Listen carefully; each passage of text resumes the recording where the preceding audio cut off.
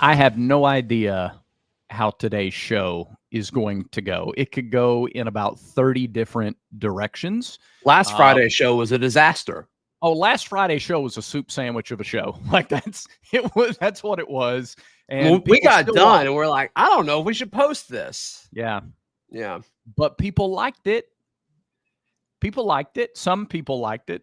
So thankful. Some people like anything. People. Yeah. Yeah. Yeah. I'm going to tell you why Auburn's biggest area, its biggest contributor of losses last year has been rectified. Great. Later in the show. It's not the quarterback position. Okay. But we're starting at the quarterback position. Got it. Because I would like to know your ranking of all quarterbacks not at Auburn going into the season. So to be clear, this is not where does Jackson Arnold rank among SEC quarterbacks. This is keeping Jackson out of the discussion, keeping Auburn's quarterbacks out of the discussion. Rank the other 15. All right. So I'll just sit back now and let you. Huh? You're just asking me to do this on the fly. You did not. I did not know when you sent me the show topics. I did not know I was ranking all the SEC quarterbacks. Yeah. Okay. Garrett Nussmeier at LSU is 1. How do you rank a quarterback first? By the way, is it who do I want for one drive? Who do I want for one game? Who do I want for a season? Which quarterback gives you the best chance to win on any given Saturday? Okay. That's how I deal with it. Because wins is a QB stat. People don't like it. That's just where I am on it. That's how I view quarterbacks. I'll go Nussmeier at 1 for LSU. I'll go Lenora Sellers at 2 with South Carolina. Okay. I'll go DJ Lagway 3 at Florida. Okay.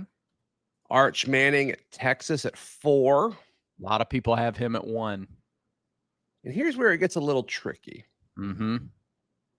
Good quarterbacks in this league. Yeah. You haven't said Marcel Reed yet.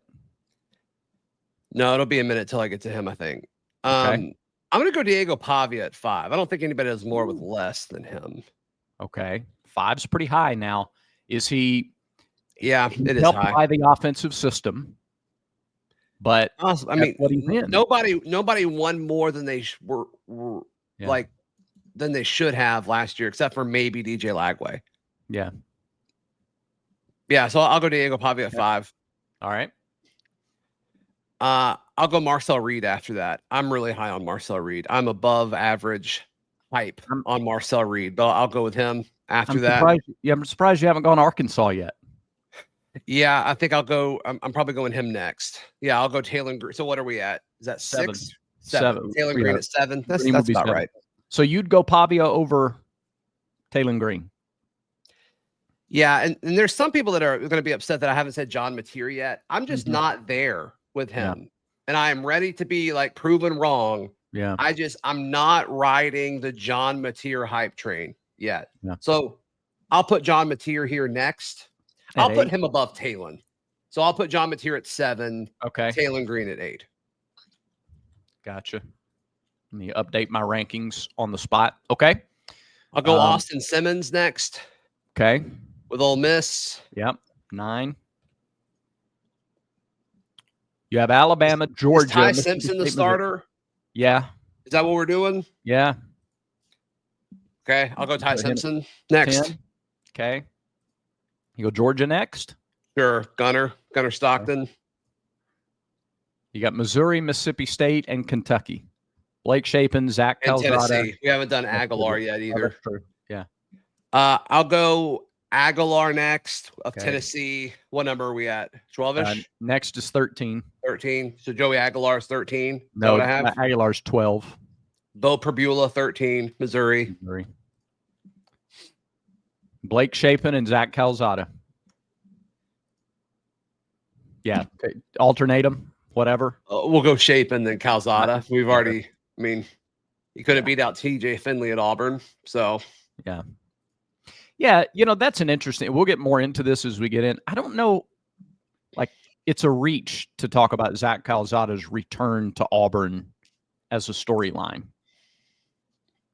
He was here for a minute and a half. He didn't I don't play. want to do that today unless you really want to. No, I don't want to do that today. I'm saying Okay. later. I think it's a Sure. blown storyline. Got it. All right. So I don't know. I think Taylor Green, I probably like Can him. you read my rankings again? Just read them through real quick. Sure. And I'll just, so Nussmeier at 1, Sellers at 2, Lagway 3, Manning 4, Pavia 5, 6, Reed at A&M, 7, Mateer, 8, Green, 9 is Ole Miss, 10 is Alabama, 11 is Georgia, 12 Tennessee, Missouri 13, Mississippi State 14, Kentucky 15. Okay. I would put Pavia a little lower. I'd put Green higher. I went back and watched some of the Arkansas game yesterday. He can make plays. He led Arkansas. We talked total offense earlier this week. Arkansas had a number 2 total offense in the SEC. Yeah. Taylor Green's a good player. Yeah, I would put him in the top 6 probably. I'm not ready to put Mateer in the top half of the league yet. Doing it at Washington State, we might be the only 2 people that do media that aren't just like saying John Mateer is unbelievable Heisman contender. Yeah, and he might be, but just because Cam Ward did it, it's my least favorite argument ever. It's like saying it's just 2 different situations. One was in the Pac-12, arguably the best year they've ever had. Yeah. And then still in the Pac-12 technically. Yeah. But no one else was with them in the Pac-12. Yeah. And I'm not on an anti-John Mateer campaign. I'm just not ready to put him in that top half of the league yet. When there were rumblings that Mateer was going to enter the portal. Yeah. There were a lot of Auburn people saying like, oh, this might be the guy. Well, okay. I watched him. I'm like, the guy can make plays for sure. Yeah. But to say he's already like a top 5 QB in this conference, I'm just not there. Just not there. Now, look, you got Pavia in your top 5, and he went from playing the competition at New Mexico State to the competition on Vanderbilt's schedule and beating Alabama and beating Auburn. And so he did it. We're not saying that it can't be done. I just want to read through Washington State's opponents last year. Okay. Wyoming, Oregon State, New Mexico, Utah State, San Diego State, Hawaii, Fresno State, Boise, San Jose State, Washington, Texas Tech, and I think that's Portland State. That's a lot just of states different. That aren't actually states. Portland, not a state. Right. Fresno is not a state. Boise, not a state. Just not a state. It's not. You can call it whatever you want, but it's not a state. Right. No. Yeah. Just like Auburn's second opponent, which is Ball State. Is Ball a state? No. Ball is life. No. Right. Auburn's record against Ball State is what, Bradlaw? It's undefeated. It's never lost to Ball State. 3-0. Yeah. I remember the 2001 opener. It was like the debut for Jason Campbell and Ronnie Brown and Carnell Williams. And it rained at the end of the game. That's what I remember from Auburn playing Ball State. They didn't pass midfield or something. It was crazy. Correct. Yeah, is that game? Right. Yeah. Yeah. Sure enough. 2001. Man alive. Getting old. I was 8. Wow. Okay. Thank you for that. Yep. I was 20. Let's see. Today's show. You weren't. No way. Yeah. In 01? You weren't. I was born in 81. What? Yeah. I thought we were closer in age. I'm not going to lie to you. I'm 44. You look so young. Thank you. You're 44? Yeah. Shut up. Yeah. Huh. Thank you for that. Boy, that's an ego boost. I appreciate that. I would have guessed 38. Thank you. My goodness. You're my favorite person that I've talked to today. Oh, I'm getting emotional. Yeah. Other than my kids. I talked to my kids today. You're second on my list. Today's show brought to you by mybookie.ag. Use promo code BARN. Just BARN. Four letters. BARN. You're going to get a 50% deposit bonus up to $1,000 plus a $10 casino chip, all at mybookie.ag, and use promo code BARN. You want to bet on the NBA Finals Game 7? You want to use, you want to bet on the Braves or whatever else is coming up soon? Then you can do that at mybookie.ag. We're going to talk Roback later because you're looking so sharp in that Roback hoodie. But I want to get into the number one area that contributed to losses last year, and that is special teams. I've gone back. I've watched the losses. I did it so you all didn't have to. And the number one contributor to losses was special teams. And I've got some stats. You ready for stats? Yes. Okay. Auburn was 100% on extra points, 41 for 41, but only 54.5% on field goals. They were 12 for 22. Say that again. Say that again. 54.5% on field goals, 12 for 22. That's 10 percentage points lower than the team that was next to last in the league, which was Texas. Wow. They were at 64%. They were 16 of 25 in 16 games. Auburn was 12 for 22 in 12 games. Okay. Now, pretty bad. Okay, that's numbers. Contextualize it. Auburn had 4 games in which it missed a field goal that would have put it up 2 scores in the second or late first half or in the second half. It's a big difference. Big difference. It changes how you call games. Complete. Both teams. Yeah. Defensively too. Good. Right. I'm glad you made that point. Changes how you call games. Not only was the field goal kicking a problem. This is not to run down individual players. These are stats. These are trying to analyze looking forward and looking back. What about punting? Well, surely Auburn was very good in the punting game, right? I mean, they had a top 2 or 3 punter in the league. Auburn was 11th in net yards per punt. They were 13th in average yards per punt. Does that mean they had a lot of touchbacks? They had 1 touchback. Interesting. Now, Auburn only punted 41 times. That was the 3rd fewest in the SEC. So the offense moved the ball, but then they either turned it over or maybe missed a field goal or whatever, and that took away the scoring chance. But I always feel like I have to be careful talking about special teams. Mm-hmm. I did a show on this once, and I got DMs from people on the staff. So I just gotta I'm just listening to you read numbers. That's all that's happening. Are those people at Auburn anymore? I'm not going to answer that. Okay. So sorry. All right. How about the other side of the coin in special teams? Auburn was 11th in punt return average. 11th in punt return, average yards per punt return. Right. 4th in kick return. Does that count like fair catches? Is fair catch 0? Fair catch is 0. Okay. Yeah. So the number that they returned, how much did they get up? They got like 6.5 yards per return. Okay. 11th in the league in that category.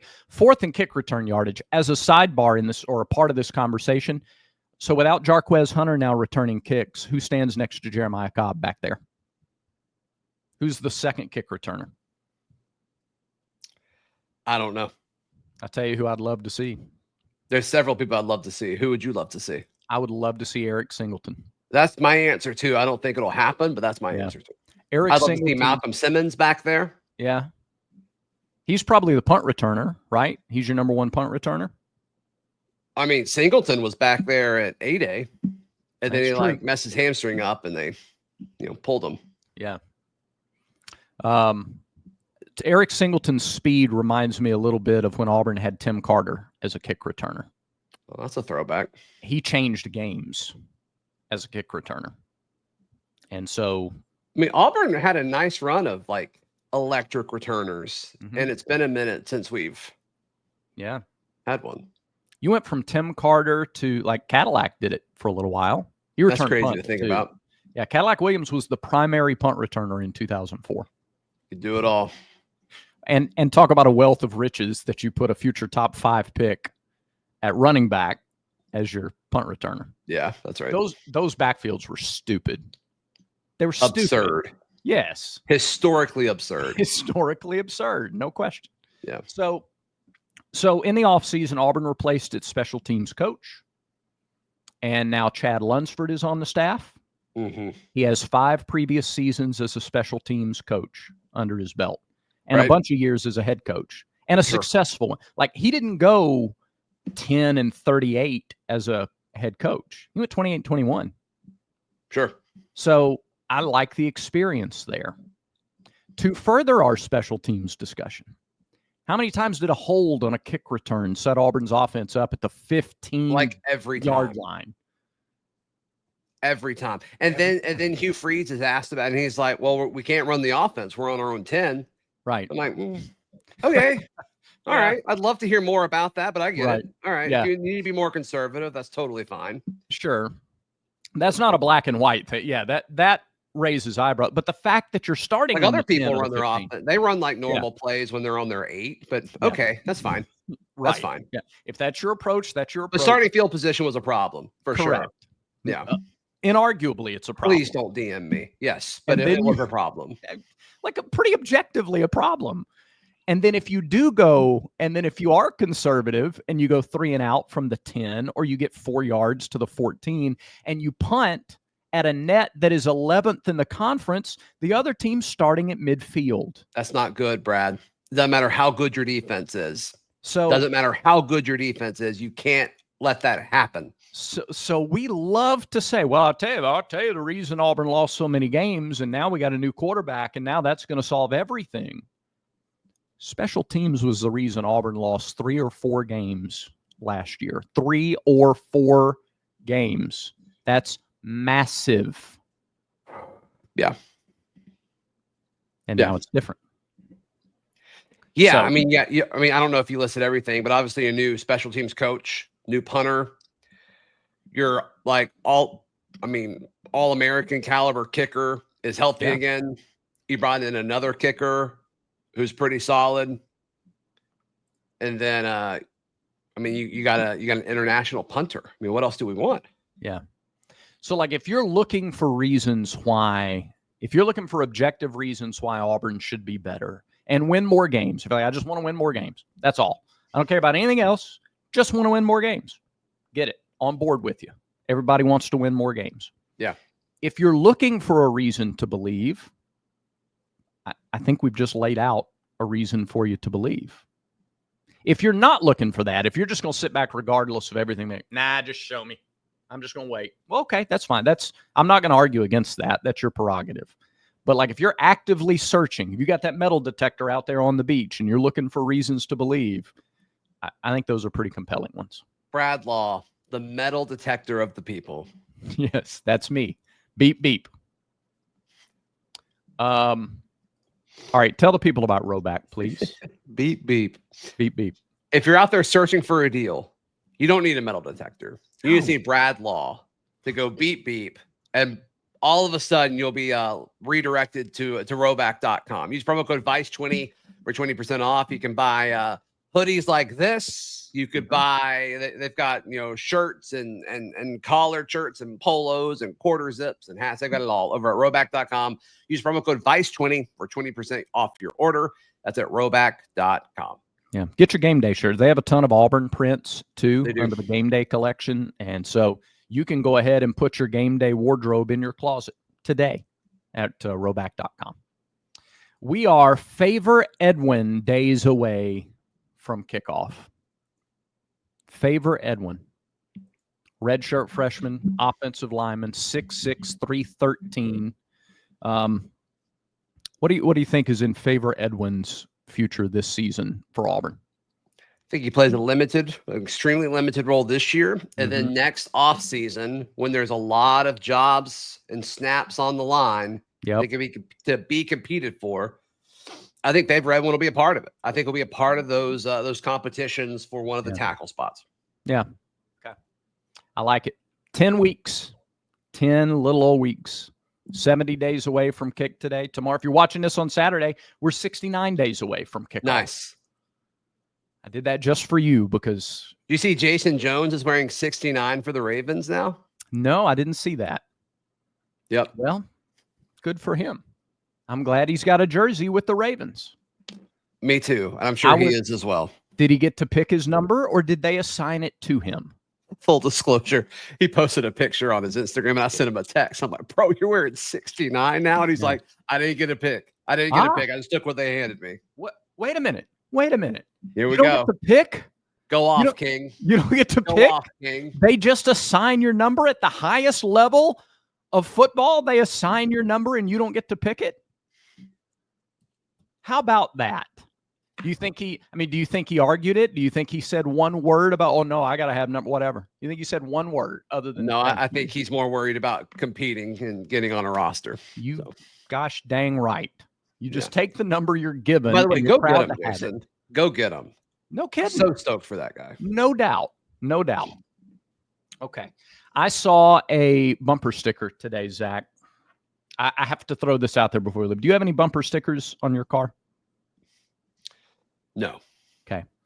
I saw a bumper sticker today that said, I eat drywall just a little sometimes as a treat. Shout out to whoever is driving and this wasn't okay. That's a bumper sticker you expect to see, Zach, on a car with about 30 other bumper stickers, you know?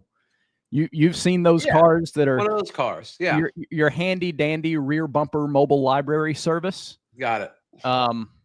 It's a treat to be behind at a red light. Sure. Yes. What on earth would people ever do at red lights were it not for this reading service? But those are typical. This was a decent looking car. You never see 30 bumper stickers on a luxury automobile. Never see it. Yeah. This was a decent looking car. Uh-huh. And it had one bumper sticker, and it was, I eat drywall. Just a little, sometimes as a treat. I have questions.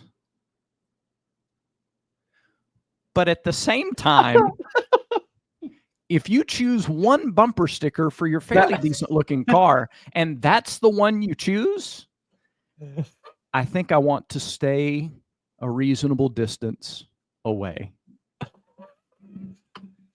And maybe that's the point. I just wanted to share that with everybody today. I hope you enjoy it. Crazy. That's got to be from something, right? I don't know. There's an I eat drywall meme. Okay. I don't understand the context of it, though. I don't know. The more I thought about it, though, the more I thought, this explains a great deal about the state of our country.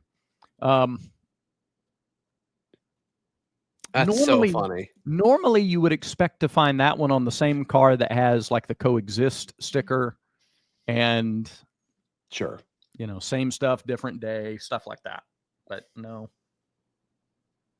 Okay, that's all. I didn't have anywhere to go with that other than. No, I'm glad you shared that. I didn't want to keep that to myself.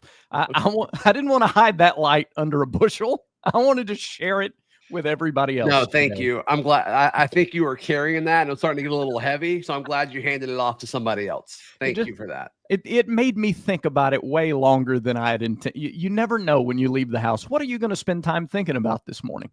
Yeah, that bumper sticker. That wasn't on the list. All right. That does it for today's show. It does. Thanks, everybody, for watching today's show. You could have watched a million other things, but you chose to watch this, and we appreciate it. Remember, until next time, everyone has vices. Make sure Village Vice is one of yours.